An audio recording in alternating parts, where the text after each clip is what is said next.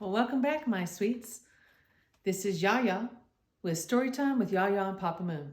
It's been a little bit since I'm posted, so we'll have to catch up.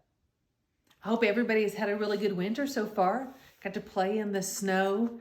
Sometimes I'll just like to go outside and walk in the sunshine when it's snowing, or just go outside and walk in the woods and stand up underneath trees and listen to the birds. Outside is fun, in the summer or in the snow.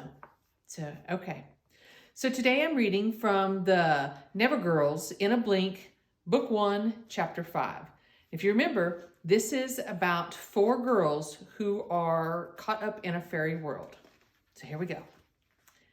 I can show you your room, Prilla told the girls when they returned from the dust mill. We have a room? Kate asked, surprised. Of course, Prilla laughed. Where did you think you'd sleep? On the ground?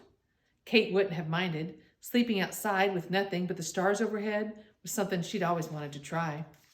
Come on, said Prilla. The decorating talent fairies are almost finished. The last bit of light was draining from the sky. Kate, Mia, Lainey, and Gabby followed the fairies to a large weeping willow. Light shone below the willow's leaves as the tree glowed from within. Tinkerbell parted the branches, and the girls stepped inside. Kate gasped. It was the perfect room. 4 girl-sized hammocks hung from the tree's branches. The willow leaves spilled down around them like curtains. The velvety grass had been raked into pretty spiral patterns, so light came from lanterns set into notches in the tree's trunk. Gabby looked closer at one of the lanterns. 6 fireflies were inside. Lightning bug lights, she cried. Mia sank down into one of the hammocks. It had been filled with moss and covered with silk sheets to make a sort of swinging bed. She lifted a pillow to her face and sniffed.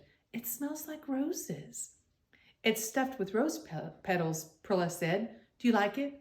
It is the most beautiful room I have ever seen, Mia replied. The girls noticed 2 tiny hammocks hanging next to theirs. Do you live here too? Gabby asked the fairies hopefully. Tink and I have our own rooms in the home tree, Prilla explained, but we thought we should stay with you for now anyway. On another branch, Lainey discovered a basin made from tightly woven banana leaves. It was filled with cool spring water. The girls washed their faces and cleaned their teeth with licorice twigs. I don't like licorice. I want to because everybody else likes it, but YaYa does not like licorice.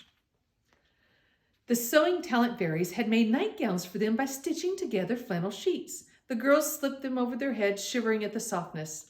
As they climbed into their beds, Tink went around tapping the lanterns to put out the fireflies. Leave one on, Mia said. At home, Mommy always leaves a light on for Gabby. Oh, Lainey gasped and sat up. Home! Until that moment, the girls had not thought once of their parents, but now, as if waking from a dream, they realized how long they'd been gone. Our moms and dads are going to be so worried, said Mia. They're going to be so angry, Kate said grimly. If only there was a way we could send a message just to let them know we're all right, said Lainey. Tink, who was examining Gabby's wings, looked up. Prilla could take a note, she said. That's right. I could blink there. Oh, Tink, you're so clever, said Prilla. Tink shrugged and turned back to the wings. She had been alarmed when Gabby took them off and hung them on a twig, but now she saw that they were made of cloth and wire, not real fairy wings at all. The girls got busy preparing their message. Kate declared that Mia should write it, since she had the best handwriting. The fairies had no pens or paper. Mia wrote on a strip of birch bark using a twig dipped in berry ink. Dear Mommy and Poppy, how are you? We are fine. We are visiting in Neverland. It's nice here. Please tell the other moms don't worry. Love, Mia, Gabby, Lainey, and Kate. Mia fanned the wet ink. When it was dry, she gave the note to Prilla. Prilla held up the rolled-up bark in her arms. She pictured a tunnel with Mia and Gabby's house at the end of it. She blinked. Prilla was in a dark room. She could hear soft snores. Looking down, she saw a sleeping boy holding a stuffed dinosaur. Wrong house, Prilla blinked again. She was sitting on the pages of an open book. A boy and a girl stared down at her. Look, Mom, a fairy, cried the girl. No, it's a picture of a bird. See? Their mother's finger landed on the next page to Prilla. She blinked away. On her third blink, Prilla found herself on the doorstep of a narrow brick house. It looked like Mia and Gabby's house, as far as Prilla could remember. Prilla placed the note on the doorstep. Then she blinked away, too soon to see the wind pick up the note and carry it off. I did it, she exclaimed as she arrived back in the willow room. Did what? Asked Kate. I delivered the note. I didn't mean to be gone so long. It took a while to find the right house. But you've been right here the whole time. To the girls, no more than an instant had passed. Prilla hadn't even left the room. Prilla was surprised to hear this. She had never thought about what a blink looked like from the other side. Do you think it might be like that for us? Lainey asked after a moment.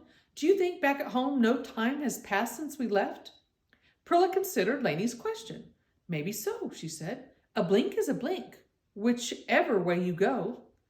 A sigh of relief went around the room. As soon as they were sure their parents wouldn't be worried, the girls' moods lifted. This is like a sleepover, said Lainey, snuggling into the covers. It's better, Mia said. We can stay up all night if we want. But it had been a long day, full of surprises. Soon enough, their giggles gave way to yawns. One by one, Gabby, Lainey, and Mia dropped off to sleep. Kate lay awake for a long time. She was too excited to sleep. All her life she had secretly believed that something extraordinary would happen to her. Now it finally had, and she didn't want to miss a single moment. When she was sure everyone else was asleep, Kate threw back the covers and crept out of bed. Standing on tiptoe, she peeped into Prilla and Tink's hammocks. They were asleep too. Quietly, Kate parted the willow branches and stepped outside. If Pixie Hollow was enchanting by day, it was even more so at night. Lanterns glowed softly in the trees. A warm breeze stirred up the scent of jasmine. Kate made her way toward the meadow, the grass deliciously cool under her bare feet. Have you ever walked in grass barefoot when the grass is kind of cool of a morning and you're hot? Or you're kind of cold and the grass is really warm? I like walking barefoot in the grass. Kate made her way toward the meadow, the grass deliciously cool under her bare feet. She threw her arms wide and spun with joy. Today had been marvelous, and who knew what tomorrow would bring? There were no parents or teachers here, no rules or restrictions, nothing but days and days of adventure ahead. A laugh rang out from the darkness. Kate looked around. Who's there? She whispered. A cricket's chirp was the only reply. A cloud crossed the moon. Kate shivered and wrapped her arms around herself. I'm imagining things, she thought.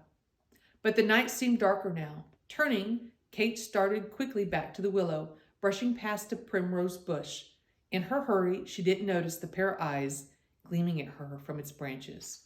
Whoa, this is getting good. So, all right, stay tuned for chapter 6. All right, YaYa loves y'all. Mwah. Have a good day.